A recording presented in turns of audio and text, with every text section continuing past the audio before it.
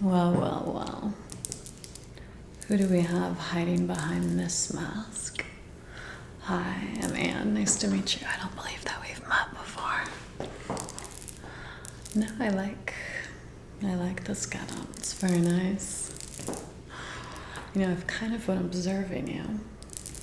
Yeah. And I kind of like the vibe you're putting out. You're just sort of like hanging out, standing off to the side, observing things. You have this sort of like look in your eye that's a bit curious, a bit dangerous. I respect that. You know what they say, birds of a feather flock together.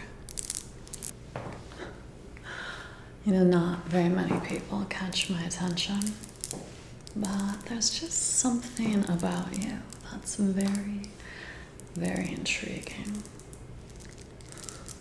That costume suits you, but I'm very curious to discover what you like beneath that costume.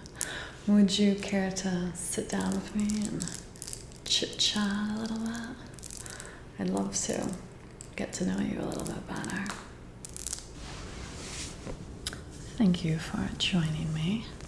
So it's something that you wouldn't typically share with a stranger about a minute after meeting them.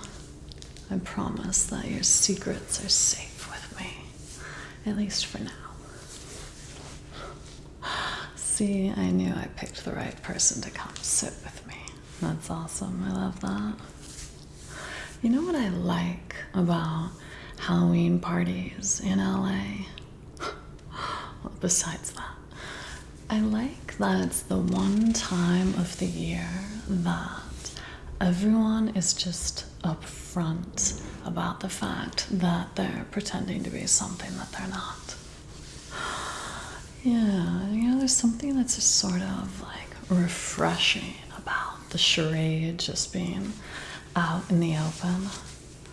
Instead of meeting some guy at a party who has to wear the typical mask that he wears 364 days out of the year, where he pretends to be a successful entrepreneur that knows all about wine and the stock market.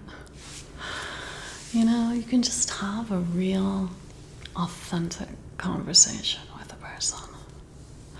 Because I think people feel sort of ridiculous talking about these sort of pretentious things when they're dressed up as, say, like Mario and Luigi, or they're, in a gorilla costume or something. And it just allows people to sort of let their guard down a bit and let their true personality sort of shine through. It's ironic that it takes wearing a mask to sort of take another mask off. What do I do for a living? Well, I worked in special education for a really long time, but now I make ASMR videos. It's funny you mention that. People always say that when I tell them that I worked in special ed. They always say like, oh, you must have so much patience. And what they mean by that is they're assuming that it took patience to deal with the students. And while the job did require patience, it wasn't the students that required it. It was dealing with the staff and the administration. That's what required intense amounts of patience. Yeah, for example, like special ed students don't pretend to like people or things that they don't actually genuinely like. There's a certain authenticity to that I find extremely refreshing.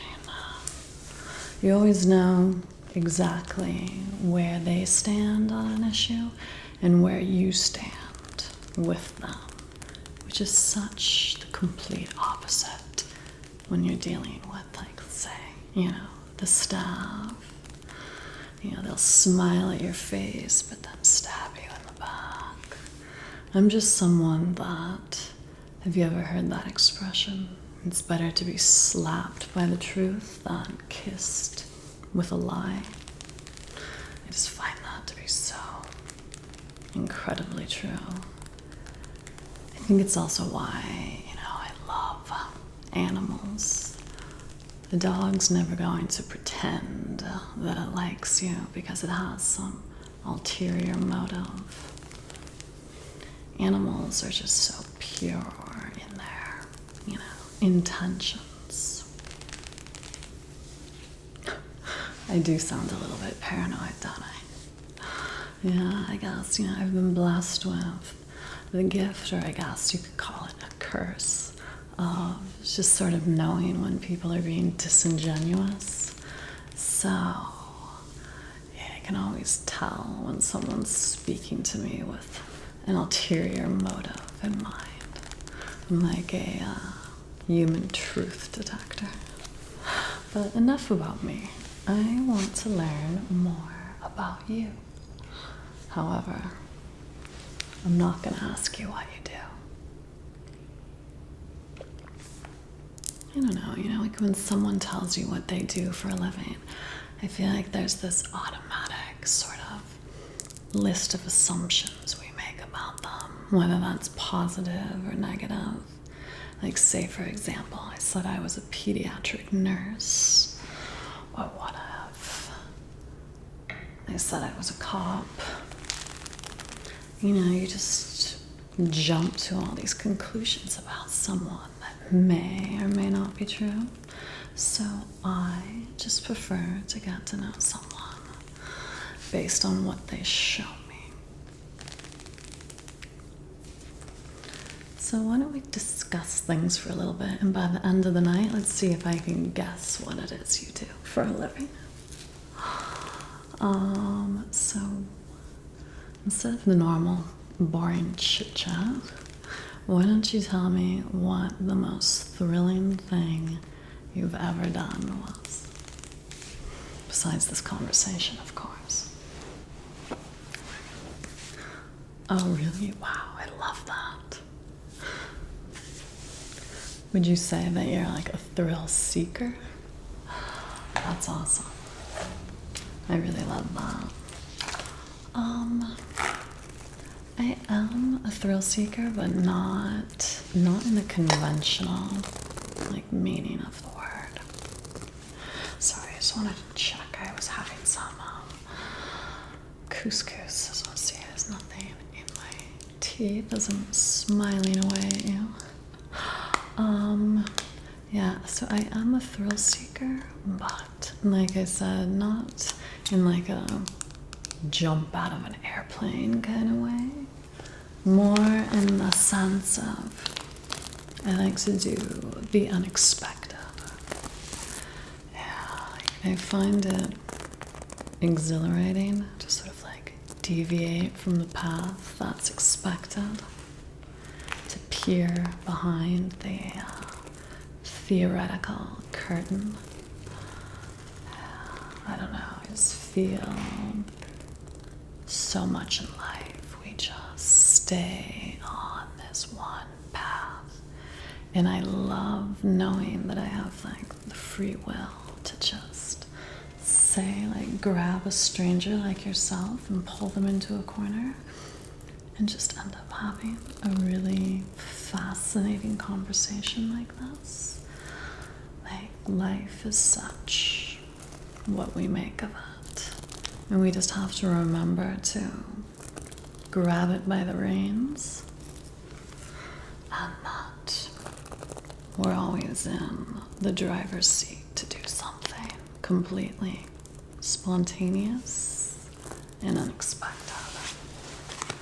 Speaking of thrilling things, did you hear about the weird stuff that happened at this party last year?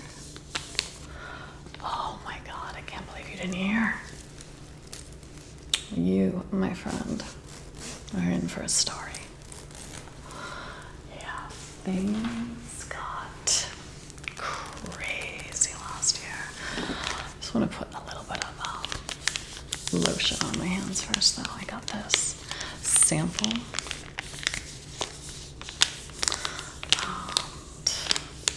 Kind of curious to try it out. My hands feel so dry. It's been so windy lately. And this sounds like it's gonna smell really good. Look, it's a woody vanilla scent. Sounds enticing, right? Let's see here. Put a little bit on you as well. All right, there we go. Let's see here. Ooh, I like it.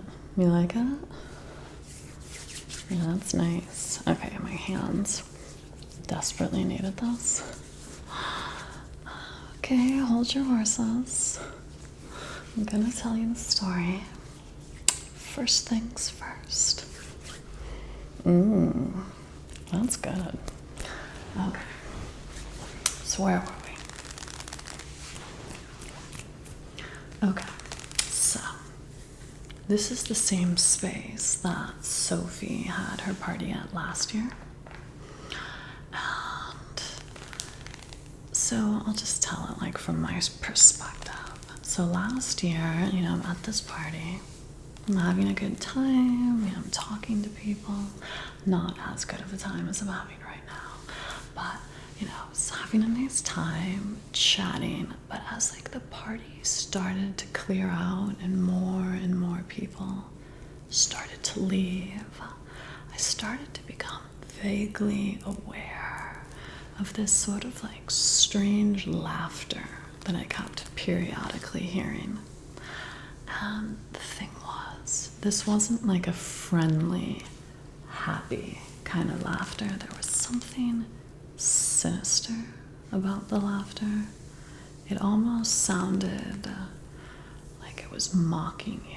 It was just, it was slow and just had like an ominous quality to it. But, I was kind of just putting it out of my head. As the night wore on, eventually there was only maybe like 10 of us left. And we're sitting there talking about the night. And all of a sudden, Jason says, "Where is that weird laughter coming from?" And it was at that moment that we all collectively acknowledged that we'd all been hearing this strange laughter all through the night. So at around that point, we decided that we were going to go search for this laughter and try to find the source of it. So the weird thing was, there would be times when the laughter seemed like it was like right up close to your ear, and then it would seem like it was in a distant corner. It was just really hard to like pinpoint the location of where it was coming from. It would get really, really loud and then fade off to distant. And so we were going, room to room, searching for this laughter. And we were getting significantly more and more creeped out. And a couple people accused Sophie of like playing a prank on us. I'm gonna take these shoes off. They're not that comfortable. I need to relax my feet. So yeah, we're going round and round. We're searching and we're searching. And we can tell based on like Sophie's reaction and how creeped out she is, but whatever this is, she's not in on it. So at some point, I don't remember who, but someone decided like we should Google this address of this house, and we should just sort of find out what its history is. So pretty quickly after doing like a very simple Google search, we see that this house was previously owned by a couple named Eleanor and Charles Blackwell. So this couple was known for throwing these really dramatic, like Gatsby-style parties, super extravagant. And at one of said parties, Eleanor was walking And she happened to notice that Charles was talking to an extremely attractive, much younger woman. And so she's sort of like hiding behind the staircase, eavesdropping on their conversation. And she overhears that Charles is talking to this woman about how he's not really happy in their marriage. And he wants to leave Eleanor, and he hasn't been happy for a really long time. So Eleanor, who's madly, madly in love with Charles still, extremely like possessive and already a very jealous person, she's just completely enraged, obviously, as anybody would be. So she pulls one of her closest friends aside, and they go into the bathroom, and Eleanor confides in this friend what she had just heard Charles say.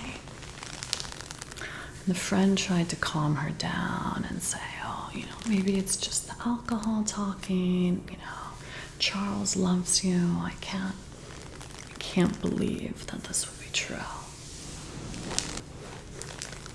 So the friend that is recounting this story to authorities says that, Eleanor, she's just inconsolable. She's devastated. But for the sake of the party, she doesn't want to cause a scene. She was someone that was very into appearances. So she pulls herself together and leaves the bathroom and, puts on a happy face for the remainder of the night. However, that was the last time anyone ever saw Charles. So at first, I guess, according to what I read, a lot of Charles's friends, apparently they knew that he was starting to think about leaving Eleanor. He'd told them like how suffocating she was and how he never had 1 second to himself, and she just was always like breathing down his neck, and he just couldn't take it a moment longer. So people knew he was thinking of leaving her. So when people didn't hear from him for a day or so, they thought, okay, good for him. He finally left. But then more and more time started to go by. And then people started to suspect that maybe something more sinister had happened to poor Charles. So meanwhile, during this time, Eleanor is growing increasingly more erratic. People start seeing her wandering the streets, sort of mumbling to herself. She's just starting to look more and more disheveled. And this is a woman who is normally meticulously put together. So, she was completely not herself. And then the day before she was supposed to be brought in for questioning at the police station, she just completely disappears. Just poof, gone without a trace. But, and this is the really creepy part, the last time anyone ever saw her was in this house. Neighbors heard really loud music coming, and they could see through the windows of the house. She was just dancing alone by herself in this house, just laughing hysterically. And then no one ever saw her or Charles ever again. It's been a year to the day that she went missing tonight.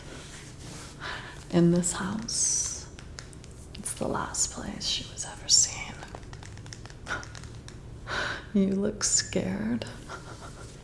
Oh my God, your heart is beating so fast. Oh, you poor thing. I guess I'll just have to hold your hand for the rest of the night and keep you close. Don't worry, I won't let the ghost of Eleanor get you.